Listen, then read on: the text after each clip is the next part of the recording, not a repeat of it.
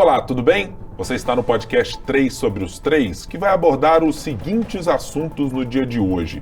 O caso das joias amplia a pressão sobre a família Bolsonaro, empareda o ex-presidente da República e amplia as dificuldades jurídicas que ele pode ter daqui para frente.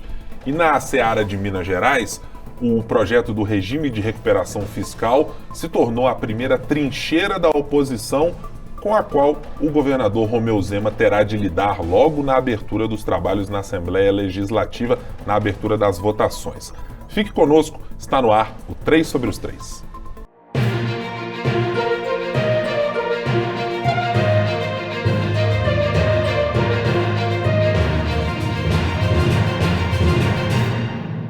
Seja bem-vindo, seja bem-vinda. Você está no podcast que semanalmente analisa os principais assuntos que estão circulando pelo Poder Executivo, pelo Legislativo e pelo Judiciário, que estão nas páginas do jornal O Tempo, também no nosso portal tempo.com.br e na Rádio Super, que você sintoniza no FM 91.7 se estiver nos acompanhando da capital e região metropolitana.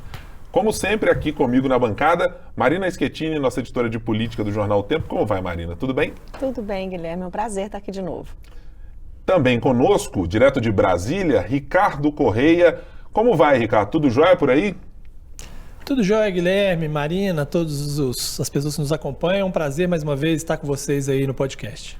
Ainda que eu possa ter feito qualquer piada ou faça qualquer piada ao longo do dia relacionada às joias, eu já estabeleço aqui a partir de agora o decreto que permite que quaisquer piadas relacionadas à nossa quinta série, aquele momento descontraído, serão aceitas e válidas nesse podcast, especificamente na defesa da liberdade de expressão e do direito de darmos algumas boas risadas com algumas dessas coisas que estão circulando pelas redes sociais, nas conversas entre as pessoas. Afinal de contas, a política também perpassa o divertimento de cada um de nós. Então, tá tudo liberado. A gente vai tentar conter, manter a moderação, mas evidentemente que algumas delas estarão liberadas aqui no nosso dia.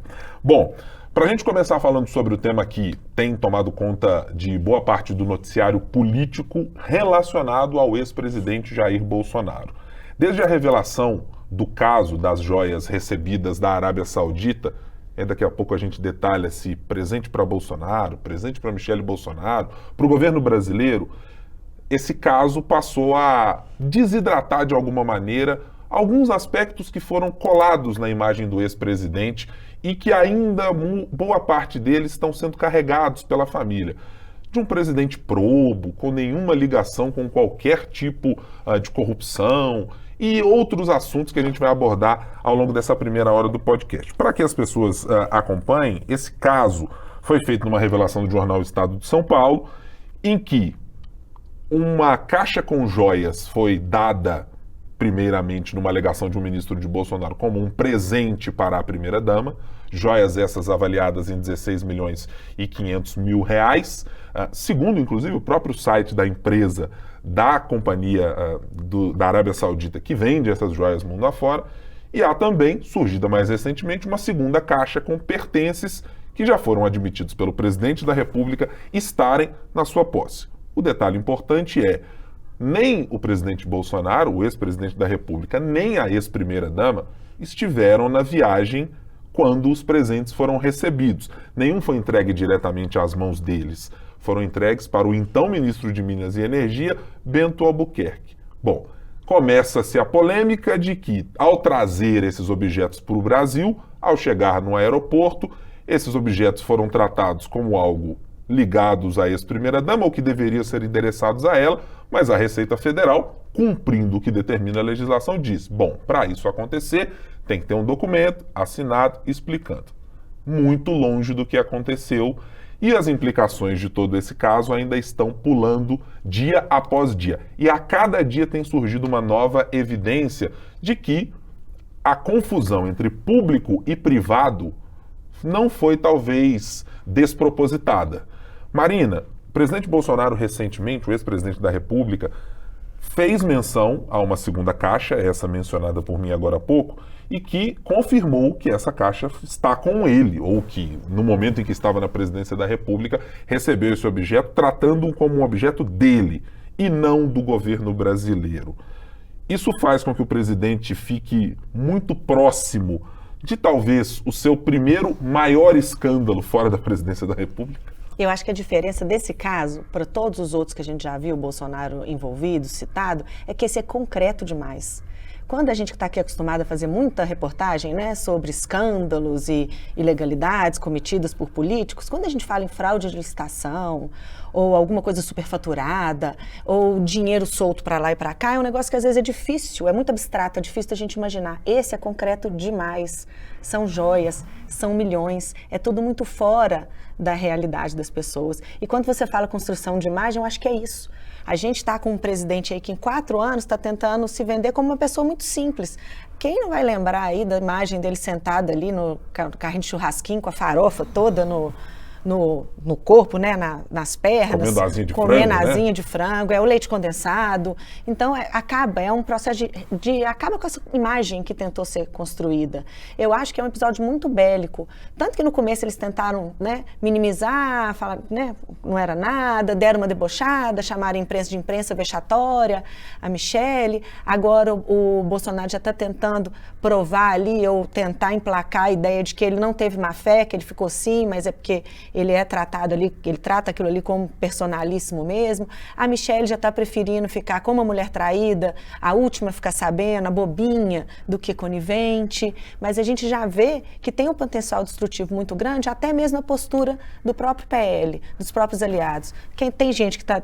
Você não vê gente defendendo publicamente, ele chegando e falando, é mentira, a gente não vê nenhuma defesa muito enfática. A gente teve mudança de planos, o PL estava esperando empossar a Michelle como presidente do PL Mulher, já adiou lá para o fim do mês, esperando já que as coisas se acalmem. O próprio Bolsonaro, que previa voltar para o Brasil, chegaram a divulgar a data do dia 15, depois, não, calma, não é, quando tiver uma data certa, a gente vai dizer. Então, acho um caso bem relevante. Ô, Ricardo, estamos falando, repito a pergunta, de o caso mais simbólico para atacar diretamente, mostrar diretamente alguma desconstrução dessa imagem do homem simplório, alguém que está utilizando sempre o relógio Cássio, mas que recebeu um presente da Arábia Saudita de um relógio de um valor muitíssimo mais caro do que isso?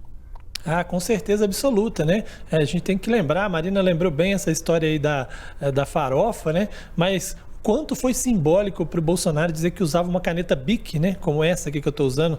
A minha é Bic mesmo, viu? A minha, inclusive, é a Bic sem tampa, que a tampa já perdi há muito tempo. Mas o fato é que, assim, ele falou tanto dessa coisa da caneta Bic, né? E agora confirma que entre os presentes que ele recebeu e que, de fato, estão com ele, tem uma caneta junto com abotoadura, anel, relógio, uma série de coisas, e só para falar do que ele confirmou que já está com ele, né? E é um escândalo muito cinematográfico, né? Porque é a história de você chega no aeroporto e aí tem a Receita Federal, consegue identificar dentro da mala de um militar, aí tem um vídeo da pessoa indo lá tentar tirar, tem as fotos, né, das joias, isso tudo torna o caso muito mais palpável, né? E torna a situação bem mais complicada, né? E justamente no momento em que o presidente estava para voltar para o país, né? Até uma bateção de cabeça sobre a data de volta, né? Ia voltar dia 15, depois mudou de ideia, agora fala assim, voltar em abril, né? Imagino até no dia que voltar o ex-presidente Jair Bolsonaro, o constrangimento no aeroporto, né? Na hora que tiver que passar lá pela Receita, né? A cara dos servidores da Receita, né?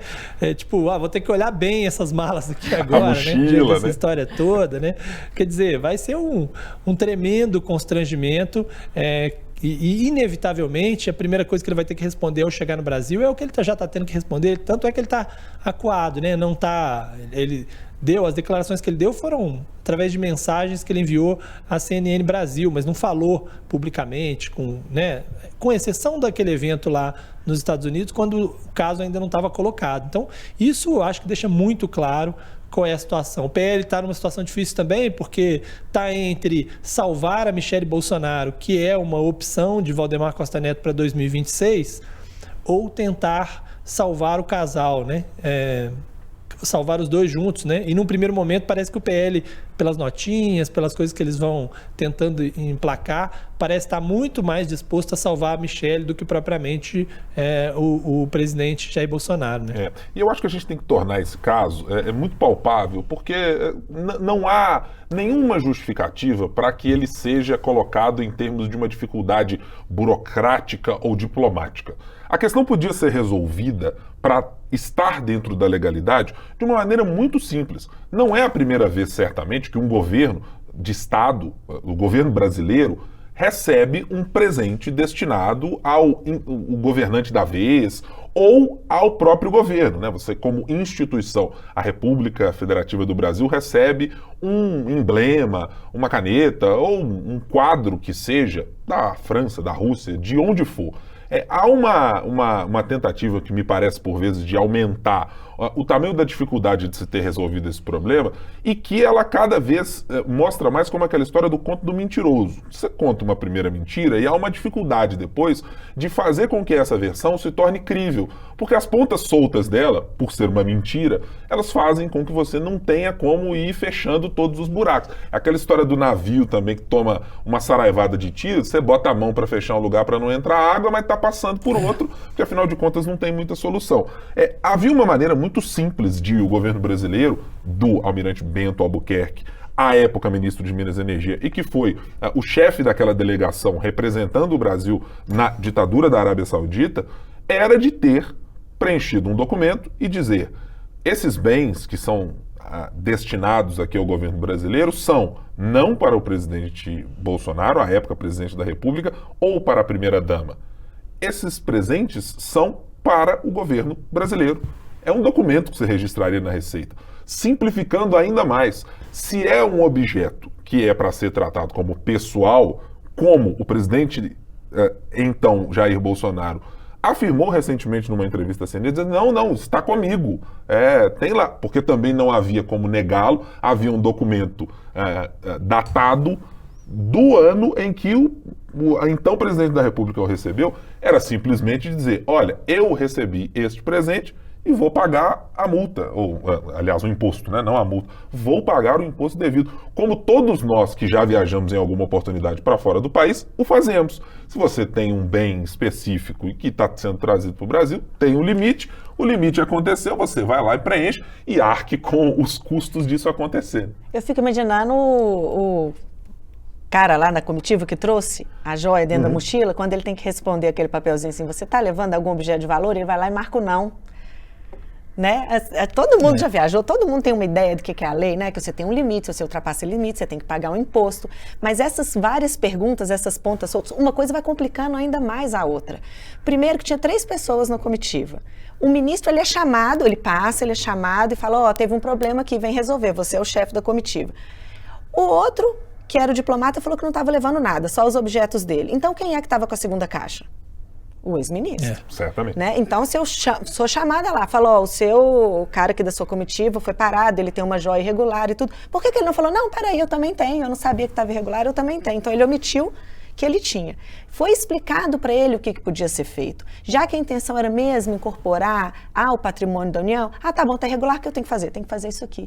Foram 8 tentativas de recuperar essa joia, porque que em nenhuma delas cogitou-se fazer o que era o mais simples de fazer, que era retirar como um presente ao governo brasileiro. Não precisava nem pagar taxa.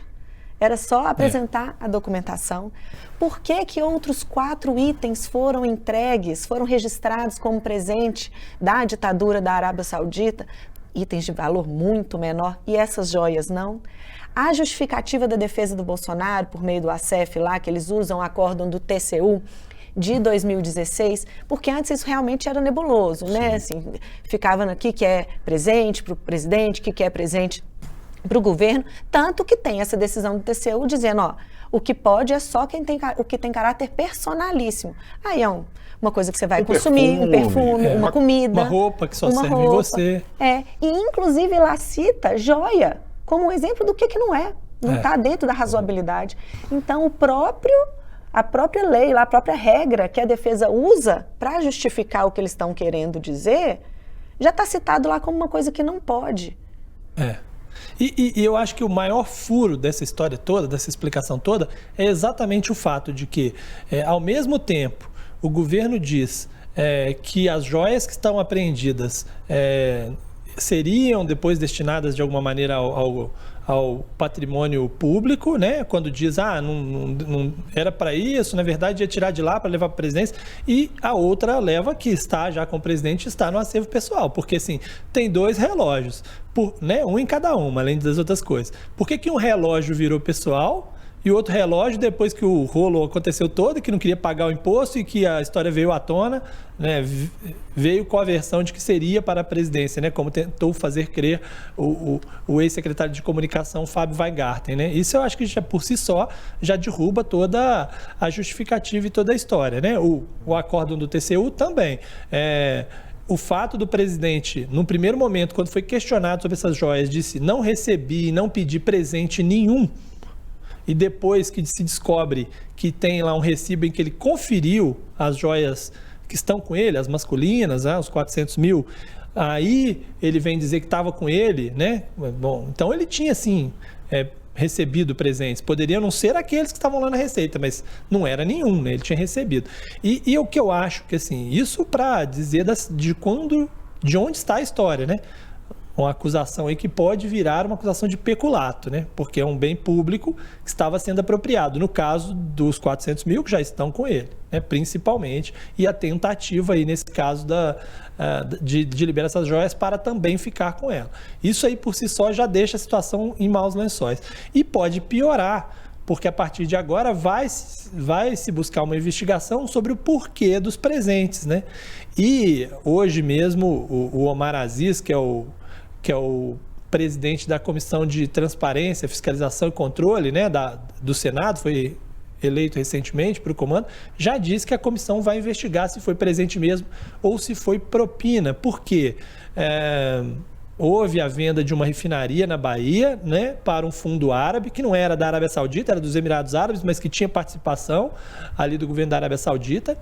E, por um acaso, uma refinaria da Petrobras, uma empresa que está sob a gestão, né, de alguma forma, o sócio majoritário, do Ministério de Minas e Energia, né, que foi justamente o destinatário aí dessas joias num primeiro momento, para que depois chegasse até o presidente da República. É óbvio que isso requer, no mínimo, um pouco de desconfiança e alguma investigação. Ninguém está dizendo que foi exatamente isso. Mas quando a gente olha o custo dos presentes, né, o valor dos presentes dados pela ditadura da Arábia Saudita para outros governantes e para o governante brasileiro, pelo menos publicamente, para os Estados Unidos, inclusive, que é um parceiro da Arábia Saudita, é uma diferença monstruosa, muito grande, né? Então, isso deixa uma pulga atrás da orelha. E a refinaria foi vendida por um preço muito abaixo do que havia sido avaliada, né? 1,8 bi a venda, e a avaliação chegava a 4, alguma avaliação até a 4 bilhões. Exatamente. Então, realmente é uma coisa que, no mínimo, precisa ser esclarecida. Mesmo se não tiver nenhuma ligação com o caso, que, né, a gente precisa investigar a venda. Por que essa venda foi feita por um valor tão abaixo da avaliação? E o Bolsonaro, o Michele Bolsonaro, o Jair Bolsonaro, nenhum dos dois estava na comitiva. Por que esse presente foi entregue desse jeito? Né? Chega lá, te entrega uma caixa, você traz. Não é esse o protocolo, né? Por que não foi a autoridade diplomática que fez essa entrega, não fez essa entrega oficial? Tudo é muito nebuloso, tudo parece muito no jeitinho, né? E cheio de versões, né, Maria? É isso. Porque o ministro fala, eu não vi o que era, a caixa estava fechada. Aí tem uma foto dele lá na Arábia Saudita com aquele cavalo, aquela escultura do cavalo na mão. Quer dizer, ele não viu dentro da caixa, mas ele viu o cavalo na mão dele, de repente o cavalo sumiu da mão dele, apareceu dentro de uma caixa e ele não viu o que estava dentro da caixa. Aí quando ele chega no aeroporto, ele diz, era para Michele Bolsonaro. Ele disse que não tinha visto a caixa, mas sabia que era para Michele Bolsonaro o que estava dentro da caixa. É uma história realmente confusa, né? E eu acho que tem um componente aí que me chama muito a atenção nesse caso. Ele não é novo na gestão do ex-presidente Jair Bolsonaro, mas ele é muito revelador de como essas práticas não são apenas esporádicas. O uso e a confusão, me parece proposital, de transformar máquina pública e coisas públicas em coisas privadas, como se a gente não tivesse regramento jurídico para fazer essa separação. Ela existe, ela é muito clara, ela é muito transparente. Esse caso citado pela Marina sobre toda a regulamentação que o TCU tem sobre o tema, tudo que a CGU tem sobre o tema, é muito claro, é cristalino saber o que é diferenciar uma coisa e outra. Eu acho que quando a gente olha para a atuação da Presidência da República, e é muito revelador, eu faço uma conexão direta com aquela frase do Presidente da República à época, Jair Bolsonaro, na reunião ministerial, dizendo: eu não vou esperar ninguém da Polícia Federal ferrar com a minha família, se não puder mudá-la na ponta, muda isso, muda outro. Quer dizer, não era um olhar para, olha, estamos tendo um problema muito específico no estado do Rio de Janeiro, etc. Era uma preocupação de foro absolutamente íntimo. Era familiar. Era dizer, eu não quero que amigos meus ou parentes meus sejam, de alguma maneira, escrutinados pela Polícia Federal. Isso é utilizar a máquina pública a seu favor. Para fazer um uso que não é o que se espera de um governo. É para usar coisas de uma maneira completamente diferente do que deveria ser. Então, eu me surpreenderia, nesse caso, se fosse algo muito diferente nesse quesito. Mas ele é muito revelador do tipo de prática que o grupo da família Bolsonaro tem de visão do que é o poder público. Vou citar um outro que também sempre me pareceu esse escárnio com o dinheiro público, que é a história das motociatas. Quer dizer, o presidente da República, aí também há um componente eleitoral de usar a máquina pública a seu favor para ampliar o seu alcance no eleitorado, usando a máquina pública. O presidente da República, por diversas vezes, segunda-feira no horário de expediente normal das pessoas, terça-feira, quarta-feira, quinta-feira, estava utilizando a estrutura de Polícia Federal, do Gabinete de Segurança Institucional, de todo o aparato que o cercava, para andar de moto numa cidade. Quer dizer, é um uso absolutamente fora do convencional. É o presidente transformando o governo brasileiro num puxadinho das suas vontades, na ideia que ele tinha de como usar o Estado brasileiro. Assim, troque os políticos, pode trocar qualquer nome, pode trocar o ex-presidente Jair Bolsonaro por Dilma Rousseff, por Michel Temer, por Fernando Henrique Cardoso, por Fernando Collor de Mello.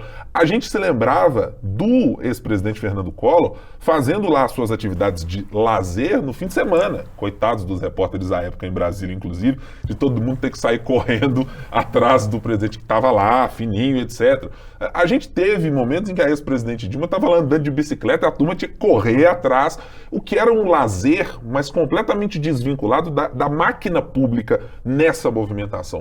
O que me chama muito a atenção é isso, com a quantidade de pessoas da Marinha, do Exército, de Ministério, de todo mundo mobilizado para esse caso das joias. Isso, assim, eu acho que as pessoas precisam passar a tratar essa diferenciação como algo muito mais sério. É um escárnio com a população imaginar que o ministro de Minas e Energia, que eu posso imaginar, deveria ter uma série de outras preocupações do ponto de vista de política pública, de regulamentação, de venda de ativos do Estado brasileiro e um monte de coisa para fazer, para se dignar a enviar alguém do seu gabinete para ir tentar liberar as joias, e vamos usar aqui no popular, no jeitinho, né? Na carteirada. É o que tudo sinaliza-se com as imagens que já foram mostradas e com as falas que foram mostradas até agora, para um ministro mobilizar a estrutura do Estado por meio de um assessor para tentar liberar uma joia que uma hora era do Estado brasileiro, outra hora era de posses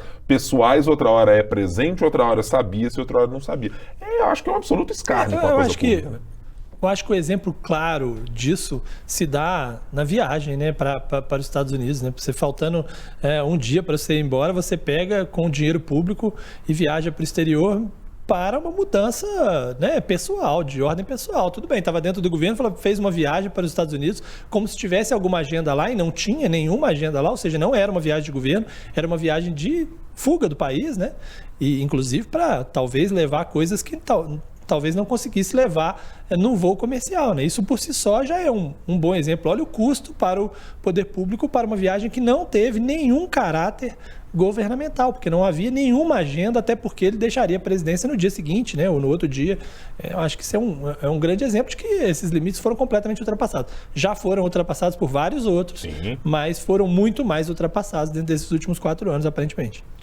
Não dá eu acho que não dá para minimizar esse caso. E vou fazer aqui uma outra consideração. A gente falava aqui antes de começar o podcast, me impressiona muito acho que ficou muito evidente, e o próprio Exército talvez tenha, as forças militares brasileiras, Exército, Marinha, Aeronáutica, tenha percebido, colhido as benesses, evidentemente, da associação muito umbilical com o ex-presidente Jair Bolsonaro, do ponto de vista de melhoria de salários, de coisas para a carreira e etc.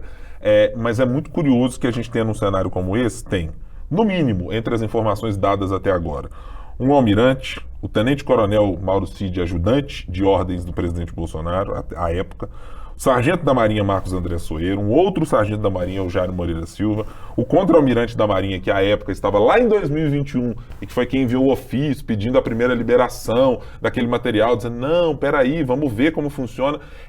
Como as Forças Armadas, não sei se devo dizer, se deixaram ou de fato queriam de fato estar ali, mas é muito triste que a gente tenha as Forças Armadas, algo também do patrimônio brasileiro, do Estado brasileiro, sendo usado para tratar de uma coisa pueril, é presente ou não é presente para o presidente da República? É o meu exército, né? A diferença do público e privado. Você citou alguns exemplos, outro exemplo é o meu exército. E esse meu exército, que eu protejo tudo até um certo ponto, porque parece que o Bento Albuquerque, o almirante que você citou primeiro aí, vai ser o primeiro que vai ser deixado para as cobras, né? Assim, porque ele caminha cada vez mais para ser o culpado pela grande confusão em que nenhum dos Bolsonaros sabia, nenhum dos Bolsonaros tinha conhecimento de joia e que ele pegou a joia, não contou para ninguém do problema, guardou no ministério dele e esqueceu. Então ele provavelmente vai ficar com a culpa para que os Bolsonaros saiam de desavisados, e não de coniventes. Ô Ricardo, a gente tinha por hábito, durante a gestão Bolsonaro, com as sucessivas falas, algumas mais ou outras menos absurdas do ex-presidente, e eu lembro de uma expressão, não vou me lembrar aqui de quem usou, que o presidente Bolsonaro, à época, tinha um efeito teflon. Nada colava nele do ponto de vista de escândalo político, de declarações e etc. Você enxerga com investigações do CGU, da Polícia Federal, com essa possibilidade mencionada por você de uma comissão parlamentar de inquérito, que dessa vez o ex-presidente vai conseguir usar esse efeito teflon também ou não? Eu acho que vai ser difícil, embora a gente já tenha tido, né, exemplos ao longo da nossa história de que, às vezes, oscila um pouco a popularidade dos líderes políticos quando estão dentro de grandes escândalos, mas eles conseguem resistir, né? O ex-presidente Lula tinha essa coisa também, aliás, o atual presidente Lula tinha essa coisa também de que nada colava nele, de repente o negócio desandou de um jeito na Lava Jato, né? Que ele perdeu o capital político muito rapidamente, mas ele manteve ali 20%, 30% do eleitorado que não saiu dos braços dele em momento nenhum, né? Eu acho que a tendência é acontecer um pouco isso com o Bolsonaro. Ele vai perder ali um pouco de capilaridade junto a uma parte do eleitorado, mas, claro, vai manter ali seus eleitores fiéis, aqueles que não acreditam que nada que for dito contra ele vai pegar, assim como tem uma parte dos eleitores de Lula também que não acreditam em nada que é dito contra ele, né?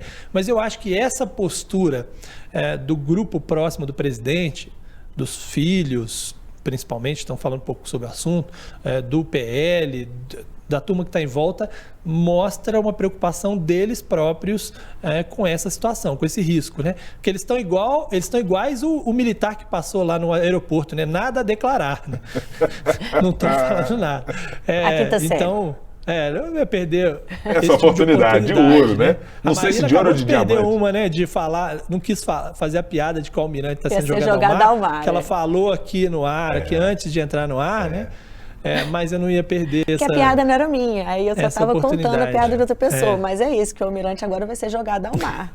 Não pode se perder oportunidades de ouro ou de diamante, a depender de onde vem a origem, mas não podemos perder oportunidades como essa, né? A gente não sabe quem está ali para fiscalizar no outro dia, tá tudo certo. Bom, Marina, você está na mesma do Ricardo, para a gente encerrar aqui, amarrar esse assunto.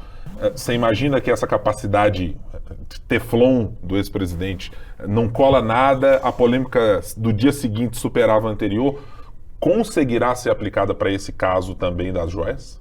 Eu concordo demais, Ricardo, eu acho que é isso mesmo. Até porque conversando com algumas pessoas que gostam, bolsonaristas, elas ainda não estão sabendo o que é o escândalo das joias. E a primeira resposta é, com certeza alguma coisa inventada pela mídia. Então, acho que esse grupo ele vai ser mantido, mas eu acho que é muito concreto para também sair sem estrago nenhum.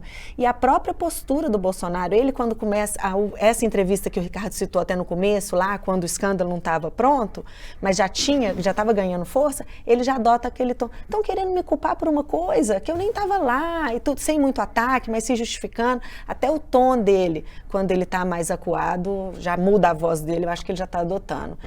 Fora o nada declarar de todo mundo, né? Que a gente já falou mais cedo. Esse vai ser, e acho que esse caso tem documentos muito palpáveis, né? É difícil nesse caso, com a vastidão de imagens, de documentos. E veja, até declarações, porque a declaração, por exemplo, do tenente-coronel Mauro Cid ao Jornal do Estado de São Paulo, ela é muito clara. Ele diz, tá no acervo pessoal? Ué, tá no acervo pessoal, mas como é que é isso? Tem lá o documento provando em que dia foi assinado com o visto entregue ao ex-presidente da República. Não tem muito como fugir de dizer, não, mas eu assinei sem ver. Amigo, não vai ter muito jeito. Acho que esse caso tem uma robustez de provas que me parece também torná-lo singularmente diferente dos demais que o presidente já teve que enfrentar. Pois não, Ricardo?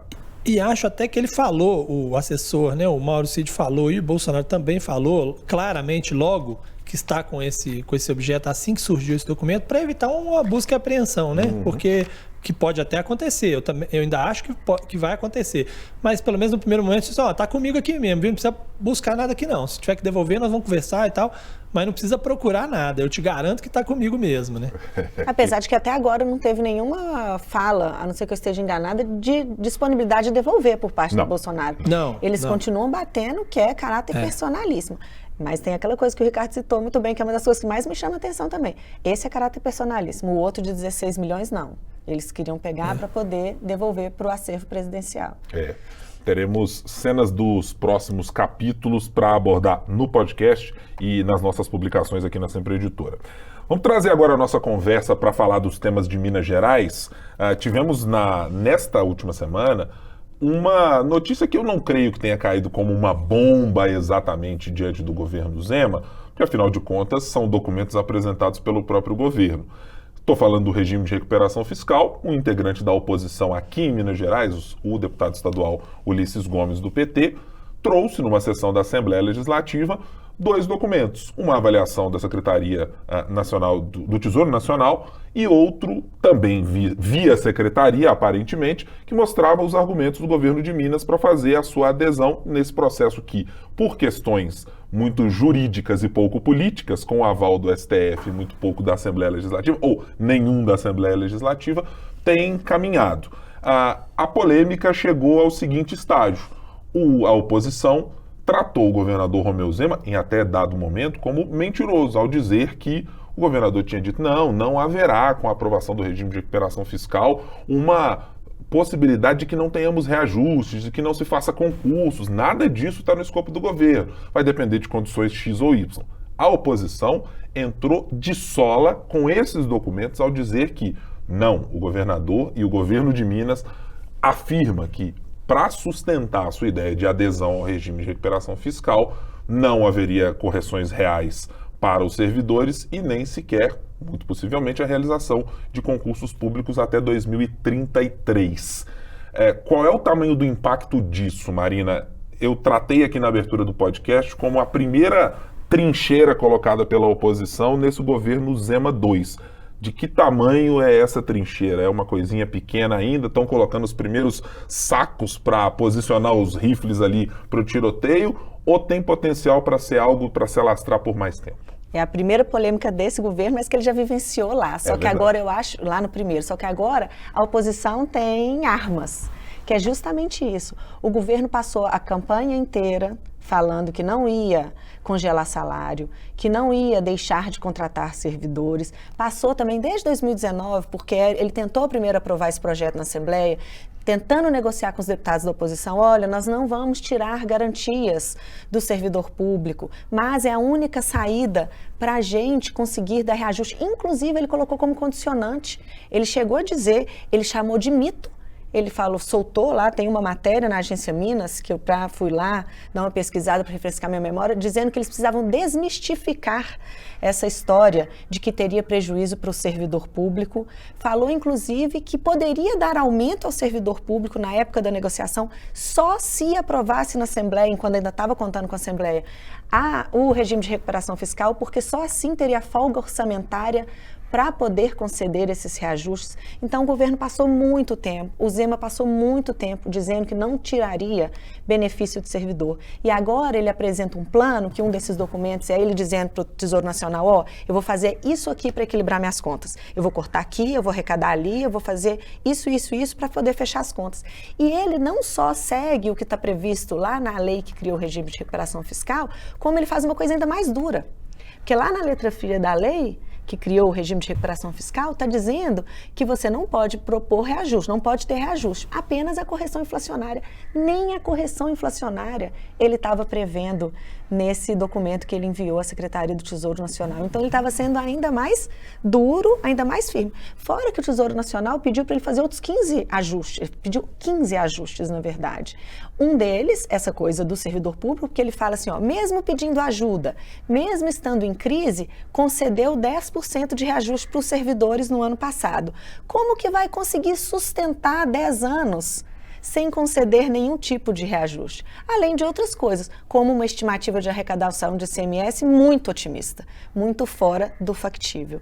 Então, a oposição tem sim agora uma trincheira com muito mais força, agora tem munição e o governo está mexendo com quem sabe fazer muito barulho, que é servidor público. Ontem, a gente está gravando na quinta-feira, ontem, quando essa notícia chegou, a gente foi ouvir os sindicatos e todos irritadíssimos. O pessoal da segurança pública, que é o que consegue fazer mais barulho, historicamente, já dizendo, se ele fizer isso, porque ele prometeu para a gente durante a campanha que não ia mexer com os nossos direitos. Se ele fizer isso, ele vai viver uma das maiores crises da história da segurança pública de Minas Gerais. Nós vamos a Brasília, nós não vamos aceitar, nós vamos recorrer, Então, eu acho que ele vai ter trabalho. Ô, Ricardo, abriu-se aí uma série de flancos para a oposição conseguir furar o casco do navio Romeu Zema, governo 2? Sim, no mínimo vai fazer com que o governo tenha que pagar mais politicamente para ter apoio, na Assembleia para outras coisas, porque isso torna o custo de adesão ao governo muito mais alto, quando vocês enxerga um governo que está em rota de colisão com os servidores públicos. Isso sempre foi um problema para qualquer governo, Sobretudo, como a Marina falou, com a área de segurança pública. Então, sim, aí já reside um problema, E um problema que eu acho que começa lá atrás, quando o processo não é transparente, Eu acho, assim, um absurdo que um negócio desse tamanho, com um impacto tão brutal na vida de tanta gente e dos mineiros de um modo geral, não seja tratado com transparência, que esses documentos não sejam sempre todos públicos, cada manifestação de um lado e de outro, do governo para o Tesouro, do Tesouro para o governo, que isso não seja público e claro, porque isso requer um debate na sociedade. E não vejo nenhuma razão para que isso não seja público. Não vejo, sinceramente, nada em que a publicidade pudesse atrapalhar ou prejudicar, a não ser a sociedade questionar, E a sociedade questionar faz parte, A transparência é regra no serviço público, O sigilo é exceção. Todas as leis que regem o serviço público no Brasil e a atividade política no Brasil dizem isso, Todas as leis dizem isso. Então, esse, para mim, já é um problema. Se a gente pega especificamente a questão do reajuste para os servidores ou não, Olha, a gente está vivendo num governo agora que acabou de assumir, governo federal, que reincluiu a política de valorização do salário mínimo a partir do crescimento do país. Então, você tem inflação com reajuste do salário mínimo de acordo com o crescimento do PIB. Como é que você vai congelar por 10 anos salários no Estado se você tem, por um lado, essa questão, salário mínimo aumentando todo ano, aumentando com aumento real, aí você não vai corrigir nem a inflação, quer dizer, você vai chegar daqui a pouco no momento do servidor batendo ali com o valor do salário mínimo. Num período de inflação alta no mundo inteiro, ninguém acha que a inflação vai recuar, E quando isso foi feito lá atrás, já se sabia que a inflação estava fora do controle, né? O Brasil 2 vezes aí correndo o risco de não cumprir a meta, né? De inflação, aliás, correndo o risco de mais uma vez não cumprir. E com as regras, as leis federais que impõem pisos para categorias como educação, saúde. Como é que não vai ter reajuste se o piso nacional é reajustado? Né? Não tem como. É dizer, é aquela história da responsabilidade fiscal inexequível, que é o que vimos com o teto de gastos, né? Que era bem menos pior do que essa questão. Como é que você vai impor uma regra que não pode ser cumprida e que lá na frente vai ter que ser revista? Talvez com a estratégia de que daqui a 4 anos não sou eu mais, o próximo tem que rever, é um problema que se resolva lá na frente. Como vários problemas foram criados ao longo aí dos últimos anos. Né? E tem esse componente da transparência, Ricardo, que me parece aí uma falha para além de tudo, uma falha de comunicação. O governador Romeu Zema tem como bonequinho de voodoo ali sempre ao seu lado o governo Fernando Pimentel, né? Tá sempre ali com um alfinetezinho para poder lembrar o quão trágico foi o governo para a vida do servidor público. Um processo mais transparente, nesse caso mencionado pelo Ricardo, construiria não apenas uma imagem pública do governador melhor do que ela já tem com o eleitorado, mas também acho que um ativo importantíssimo para o Partido Novo, de dizer, já que vocês operam os governos anteriores operavam em outros modelos, ninguém dava muita atenção para o servidor, não colocava as coisas às claras, nós vamos fazer esse processo, porque afinal de contas, esse é um argumento que foi ouvido por nós, e eu ouvi isso de pessoas do governo em off, que é quando a informação é trazida para a gente, mas por questões Conta o milagre, mas não políticas, santo. Contando milagre, mas não santo, que havia digamos, uma perspectiva, um olhar positivo para a negociação do regime de recuperação fiscal, porque consideravam que estamos falando de uma questão técnica. Quer dizer, é você olhar para os números do Estado, é olhar pela sua necessidade e a possibilidade do crescimento vegetativo do seu servidor, da população, da sua receita, do quanto você pode arrecadar mais de ICMS. Quer dizer, são projeções absolutamente matemáticas e considerando dados muito objetivos. Não há razão, como muito bem disse o Ricardo, para que isso seja tratado como se fosse uma caixa de Pandora ou algo com segredos guardados por lá. Acho que esse é um erro estratégico do governo ao não colocar esse projeto para dividir, inclusive, os custos com os demais. Quer dizer, você levar a Assembleia Legislativa e os parlamentares, como aconteceu na última legislação, a se colocarem sempre do lado de cada trincheira, foi o que o governo fez. É dizer, eu sou o paladino do regime de recuperação fiscal. Vocês estão aí do outro lado. E aí, todo político que se preze jamais estará numa trincheira oposta à do servidor público, que é uma base eleitoral importantíssima para ele. Mas parece que o governo não teve exatamente isso. Ou talvez, num segundo ponto, não tenha calculado o tamanho do estrago que as declarações do governador Romeu Zema, relacionadas a 8 de janeiro, poderiam criar. Eu não tenho nenhuma informação, estou tratando agora de uma impressão. É de que uma fala absolutamente desastrosa, que ainda pode gerar problemas jurídicos para o governador, terá de se explicar eventualmente à justiça para isso, elas, ao contrário do que eu citei agora, abriram uma caixa de Pandora da oposição, que percebeu naquele tipo de fala o que classificaram como um absurdo, irresponsabilidade, mas que colocaram a primeira tentativa, capitaneada pelo vice-governador, professor Matheus Simões, de fazer uma aproximação com o vice-Geraldo Alckmin, com o governo federal, colocaram esse tema como uma pedrinha fácil para a oposição jogar no governo Zema. Então acho que também faltou, de alguma maneira, habilidade de entendimento ao dizer aquilo que diz e de perceber que aquilo poderia ter um efeito político. A vingança na política, a vingança política eminentemente, ela é um componente do qual você não se desfaz por longos e longos e longos anos. Nem só isso. O Zema ele está no palanque. Quando ele faz uma declaração dessa sobre o 8 de janeiro, ele está querendo capitanear essa oposição aí, que ele não sabe se o Bolsonaro vai continuar dando conta dela ou não.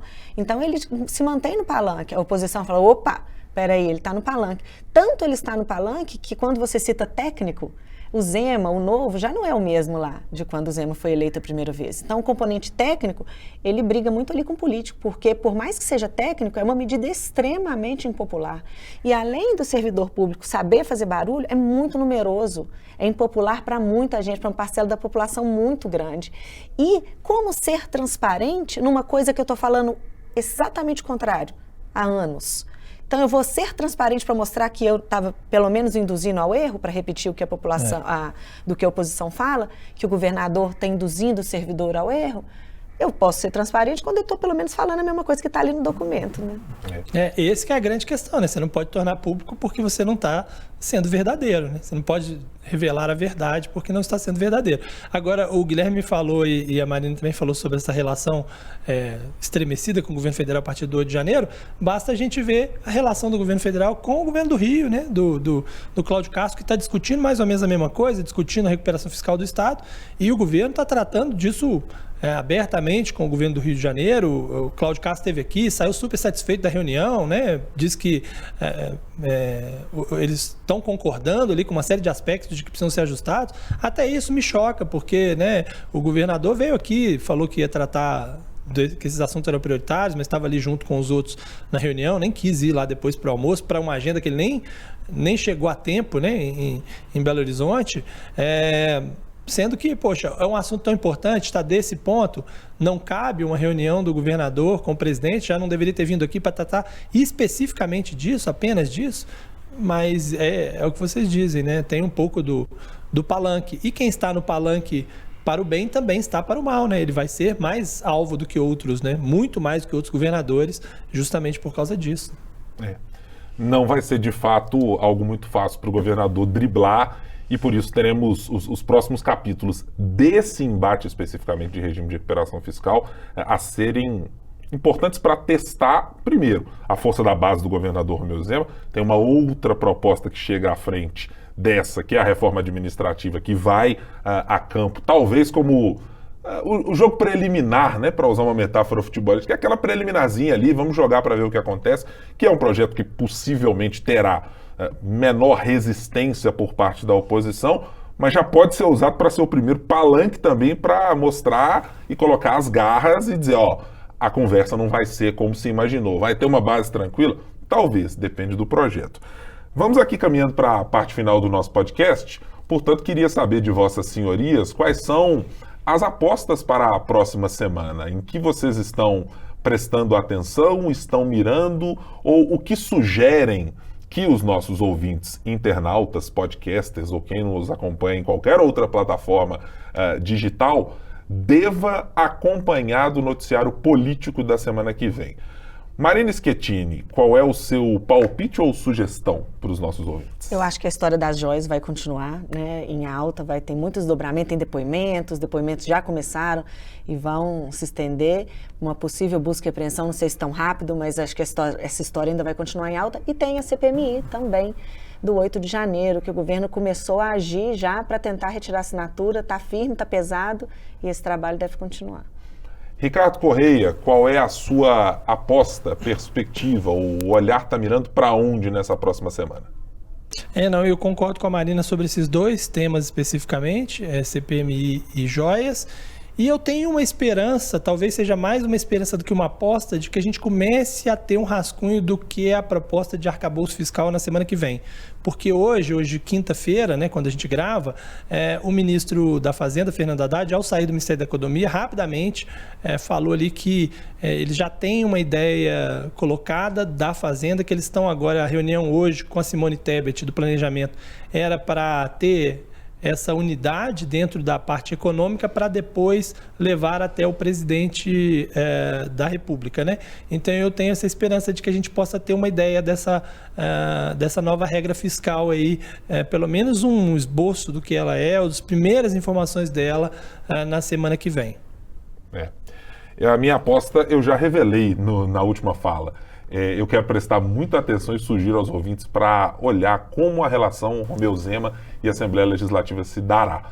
Foi o grande encalço do governador na sua primeira gestão, até trocas esperadas, aventadas, sopradas no mundo político, de liderança de governo, de secretaria de governo, foram abafadas e dito, não, vamos continuar, será que o secretário Goreta, as coisas vão continuar. Mas eu estou curioso para ver como vai ser a reação dos parlamentares, porque aí no meio desse imbróglio de regime de recuperação fiscal, tem as discussões ideológicas que estão tomando conta da Assembleia, tem brigas instaladas entre parlamentares de campos diferentes, já tem tanta coisa cercando a Assembleia Legislativa que eu tô lá com minhas dúvidas se as coisas vão ser muito calmas para o líder de governo Gustavo Valadares e para outros que estão por lá. Tem a bancada da segurança também, Guilherme, que já apresentou a pauta de 2019, né? Quando a gente fala pauta de 2019, cobrando o reajuste que foi combinado lá e que o Zema não cumpriu. Tem mais esse componente. Tem muita coisa para ser vista. Ricardo Correia, uma ótima semana. A gente volta a se falar na próxima quinta-feira para bater mais um papo sobre política e sobre os três poderes. Um abraço. Combinado, Guilherme, Marina. Prazer mais uma vez participar. Um abraço para vocês e até semana que vem. Marina Schettini, sempre um prazer tê-la aqui conosco no nosso podcast. Você titularíssima dessa bancada e com poucas piadas de quinta série. Até me surpreendi que não fez muita coisa assim. O Ricardo precisou puxar o fio da meada para que você fizesse isso, né? O Ricardo me entregou, na verdade, porque eu prometi para mim mesma que eu ia ser bem adulta, bem madura. Não, e foi. Podemos afirmar. Marina sempre manteve a postura madura, serena, impassível, né? Um muro de seriedade aqui nesse podcast. A experiência, né? Faz isso com as pessoas. Eu ainda não estou Já tá na hora de encerrar. Vamos encerrar? Então, aí, em respeito à semana e o Dia Internacional das Mulheres, cara, com esse pedido da Marina, eu vou ser obrigado a encerrar o podcast no dia de hoje, tá? Para você que nos acompanhou, sempre sextas-feiras, logo cedinho, você pode procurar no seu tocador de podcast favorito ou você pode acessar o nosso youtube.com/otempo e acompanhar o nosso 3 sobre os 3. Semanalmente a gente trata dos assuntos relacionados aos poderes executivo, legislativo e judiciário, com coisas de Brasília, lá do Planalto Central ou também aqui de Minas Gerais ou da nossa capital, mas sempre tem aqui 2 assuntos para você prestar atenção ao longo da semana. Muito obrigado pela sua companhia, a gente se vê a semana que vem. Tchau, tchau.